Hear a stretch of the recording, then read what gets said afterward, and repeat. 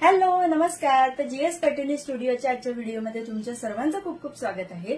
तर काही दिवसांपूर्वी दिवाळीच्या आधी मी एक व्हिडिओ शेअर केला होता फॅमिली कॉम्बोचा। तर त्या व्हिडिओला बऱ्यापैकी रिस्पॉन्स मिळाला। खूप जणांनी आम्हाला मेसेज करून विचारलं फॅमिली कॉम्बो बद्दल।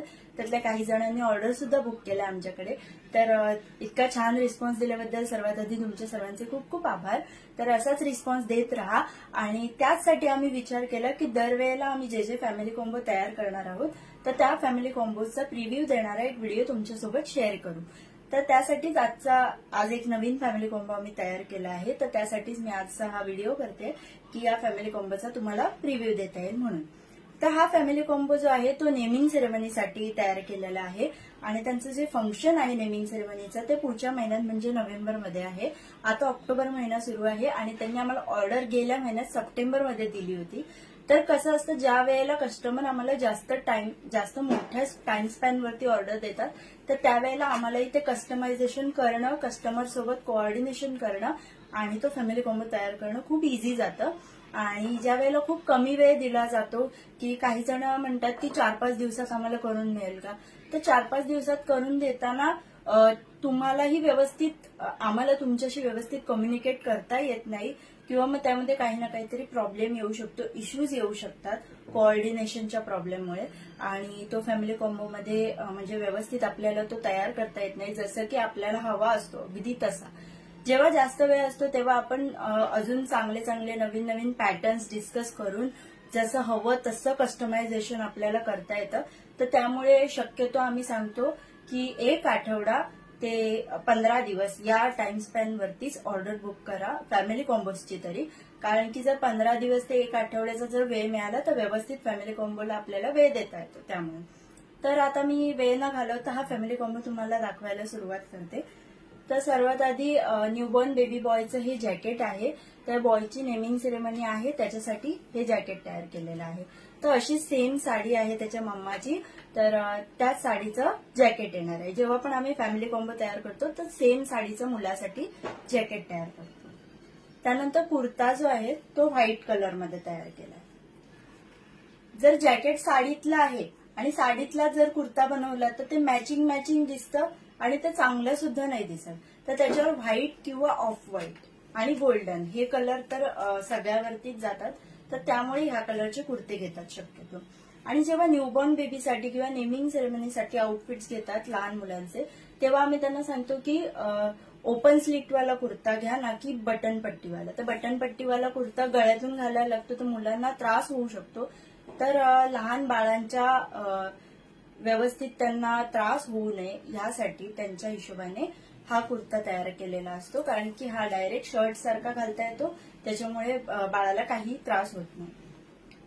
त्यानंतर जी धोती आम्ही करतो तर व्हाईट कुर्ता असेल तर त्याच्यावरती व्हाईटच प्लेन धोती देतो आणि त्याला साडीची त्या बॉर्डर असते। पण त्यांनी आम्हाला सेपरेटली सांगितलं होतं की धोती सुद्धा त्यांना साडीतूनच हवी आहे ज्याची की प्राइस त्याप्रमाणे वाढते, म्हणजे जशी रिक्वायरमेंट असेल त्याप्रमाणे प्राइस वाढत जाते। तर त्यांनी तसं सांगितलं होतं म्हणून आम्ही तशी साडीतून धोती तयार केलेली आहे। तर ही अशा प्रकारची धोती आहे। आणि जर तुम्हाला कुर्ता जॅकेट धोती तिन्ही घातल्यानंतर मग ते डबल होतं लेअर त्याच्यामुळे गरम होऊ शकतं तर नुसतं जॅकेट आणि धोती पण घालू शकतो।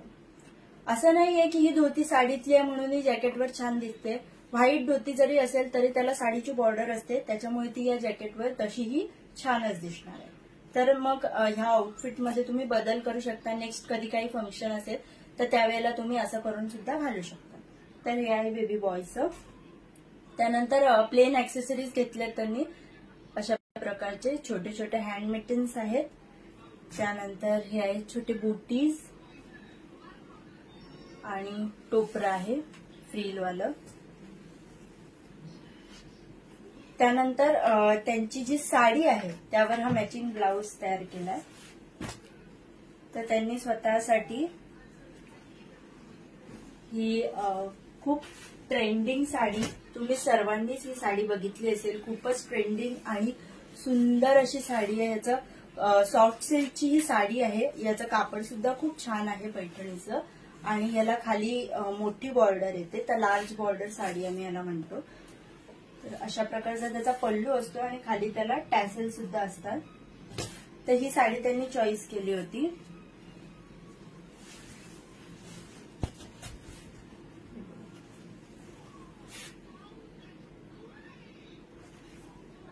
तर ही साडी ओव्हरऑल साडी पूर्ण अशीच असते. ओव्हरऑल साडीवर बुट्टी आणि खाली मोठी बॉर्डर, वर ही लहान बॉर्डर अशाच प्रकारे येते. फक्त याचा स्टार्टिंगचा थोडासा पार्ट जो असतो तो प्लेन असतो. बाकी पूर्ण साडीवरती ओव्हरऑल डिझाईन येते.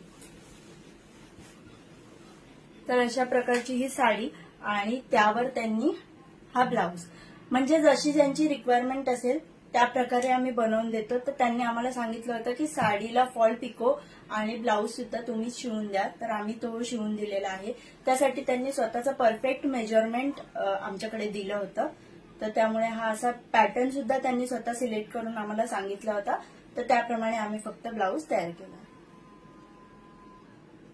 छोटे पफ स्लीव्ज आहेत आणि अशा प्रकारचा पॅटर्न आहे त्याला. आणि बेबीच्या फादरसाठी हा जॅकेट साडीतून तयार केलेला आहे. बॅक साइडला सुद्धा सेम खाली मोठी बॉर्डर आलेली आहे आणि वरती बुट्टीवाला प्लेन साडीचा भाग. तर हा सुद्धा जॅकेट प्रॉपर साडीतून बनवला जातो. सो असा हा मेन्स जॅकेट आहे. तर अशा प्रकारचा कॉम्बो त्यांनी तयार करून घेतला होता आणि हा कॉम्बो आता त्यांना डिस्पॅच करायचा आहे आम्हाला. तर तुम्हाला सुद्धा असेच फॅमिली कॉम्बो आवडत असतील तर तुम्ही सुद्धा असेच नवनवीन फॅमिली कॉम्बो आमच्याकडून तयार करून घेऊ शकता. त्यासाठी तुम्हाला काय करायचं, फक्त आम्हाला व्हॉट्सअपवरती मेसेज करायचा आहे. आणि सर्वात महत्वाचं म्हणजे बऱ्याचदा कस्टमर डायरेक्टली आम्हाला प्राइस विचारतात की फॅमिली कॉम्बोची प्राइस किती आहे. तर प्राइस कशावरून ठरते, बेबीचं जे आउटफिट्स असतील, म्हणजे बाळाचं असेल किंवा मोठ्या मुलाचं असेल, 2 मुलांचं असेल, 3 मुलांचं असेल, तर त्याप्रमाणे एज वाईज मुलांच्या ड्रेसची प्राइस असते. मेन्स जॅकेट असेल, मेन्सचा कुर्ता असेल, पायजामा असेल, धोती असेल, त्याप्रमाणे त्याची प्राइस ठरते. मदरची साडी असेल, गाऊन असेल, लेहंगा असेल त्याप्रमाणे, किंवा ब्लाऊज शिवायचं असेल, फॉल पिको करायचं असेल त्याप्रमाणे त्याची प्राइस ठरते.